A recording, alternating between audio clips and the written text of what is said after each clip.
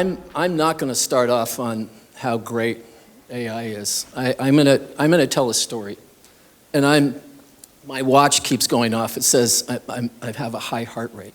I'm never nervous, but I've been thinking about this for days. I didn't even know if I wanted to do it, and I'm going to share with you what it's been like to be a builder for 30 years. And I built these shitty homes for billionaires who had more money than sense. My house has had the biggest water bills, the biggest electrical bills in the world. And one of my clients sent me on a jet one night, a Gulfstream, to go to Colorado to get a piece of fabric this big to match for an umbrella for a wedding for their son. And on the way back, Nick, the pilot, said, "John, you're the only one on the plane. We're going to service the jet in Atlanta tomorrow. If you don't mind, we're going to take it up to the ceiling limit. We're going to roll the plane over. You can sit in Mr. D's seat, and you're going to see the curvature of the earth." And I did. And at that time, only a few hundred people did, and it totally effed me up.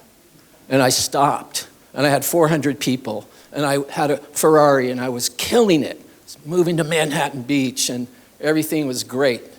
But my dad ran the Apollo Saturn B1 booster program. He built the booster engine that did one thing. He didn't get us to the moon. He got us out of Earth's gravity. And it's been so amazing to be at X, because my dad was a moonshotter. My dad came to me one day and he said, "You guys are all going to come to the testings. My brothers and I have hearing deficiencies. We see the booster rockets get tested. It would form a cloud. The cloud would come over a group like this. It would start raining." My older brother leans down and goes, "Holy shit, the old man can make rain." And that's the life we grew up in. And so I took 2 years off, and I traveled the world to see where we're at our best and where we're at our worst. And I saw women in the cut flower industry dying in their 30s. And I saw how we killed hundreds of dolphins to catch a handful of tuna. And I came back and I said, I'm going to build a house that's going to represent everything it can be. And it was the 20 things not to do and the 6 things to do. My house looked like Ice Station Zebra. It looked like the house the box across the street came in. It was totally, pretty much a disaster. But the power was on when the earthquake hit in LA. And I took care of my neighbors. And so there it became.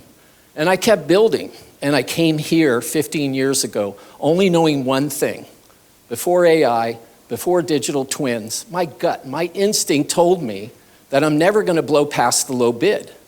Everything we built, the whole world that we built, we are now suffering those unintended consequences. And we keep going. And I'm going to tell you right now, as humans, we're not going to get it done.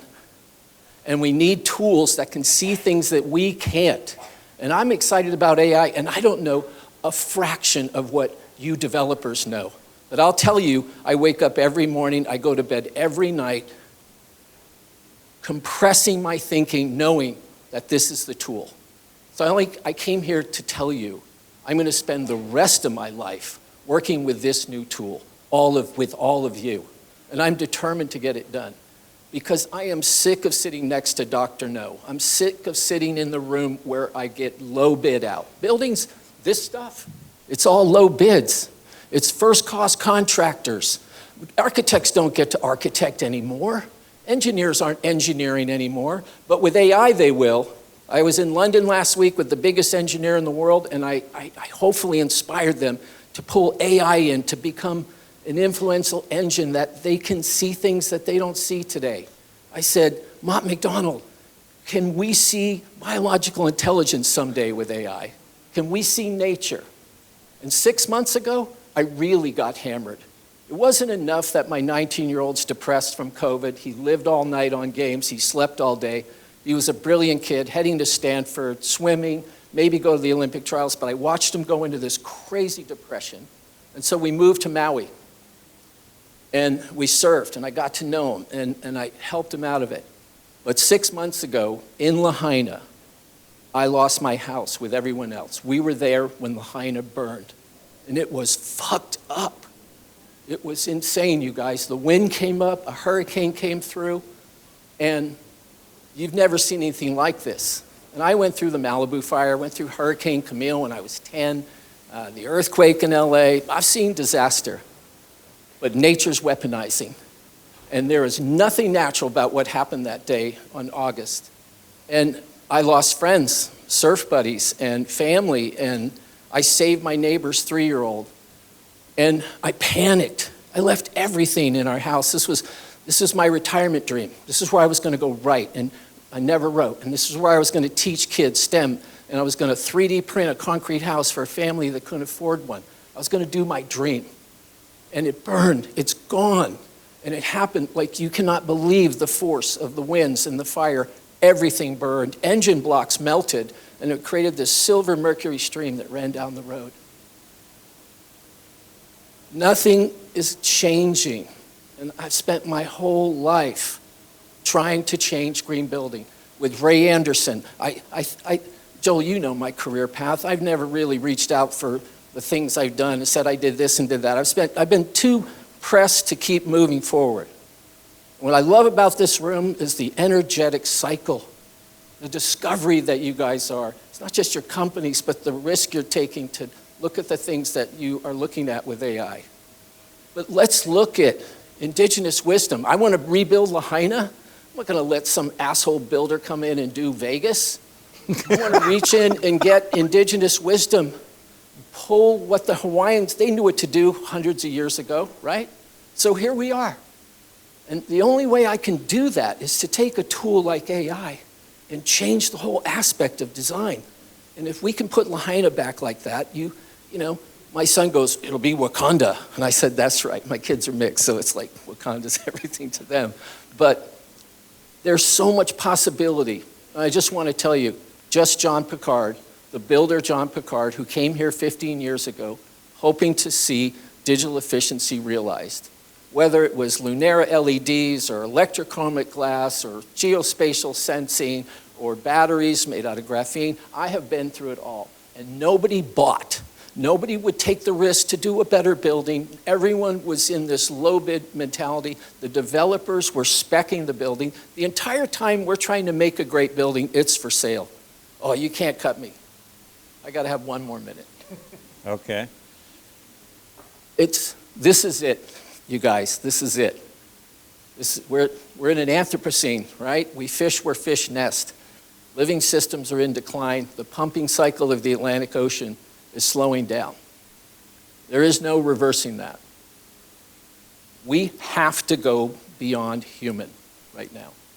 And AI, in my opinion, all the fear that you have of that, and I think AI is just the first of many, many tools.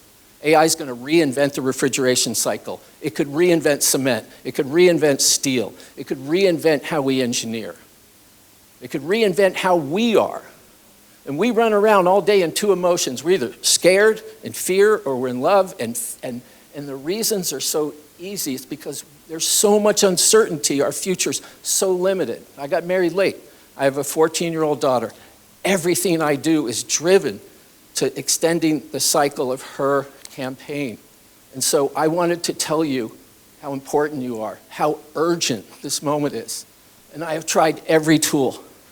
Nothing's worked. I've crawled over glass to get people to do the right thing with buildings. It's not going to happen. But I've been waking up for the last year since I've been helped. So you know what I'm doing at X? I'm working on light.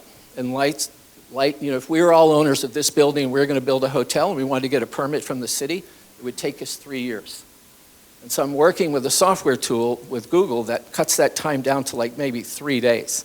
And at some time, compliance and permitting and engineering, it could happen immediately. And then we woke up one day and we went, oh my God, this tool might eliminate cost overruns. It might eliminate contingencies. And it changes the velocity of return on a low-income housing project. It cuts 30% of the cost. And that unlocks the project. And it happens in a period of months, not years. And I woke up and I went, oh my God, because of AI, there's the potential for a whole new asset class of real estate. And I know I'm beyond time, but the kind of things that AI can do is beyond our imagination.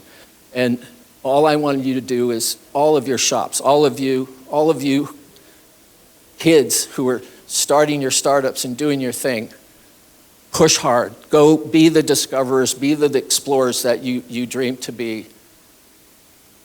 Collectively, these data centers that you're doing, I'm working on flagship data centers, some of yours.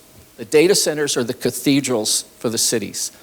You're going to see a data center plop down in the middle of an airport. You're going to see data centers, and the data centers are unique. You want to know why? Because they're mission critical. You guys will pay anything to get them done and get them done right, right? And so you are like the moonshot. Remember all the products that spun off of going to the moon, right? Data centers are going to spin off energy products like rotational energy, geothermal, the likes of which we haven't seen, new inverter technology that can harmonize any type of power. So yeah, the data centers for the moment, it's a shit show. They're going to push crazy numbers. We're going to go to 30%. That's as much energy as all infrastructure today. But those data centers are going to be the thing that drives the change.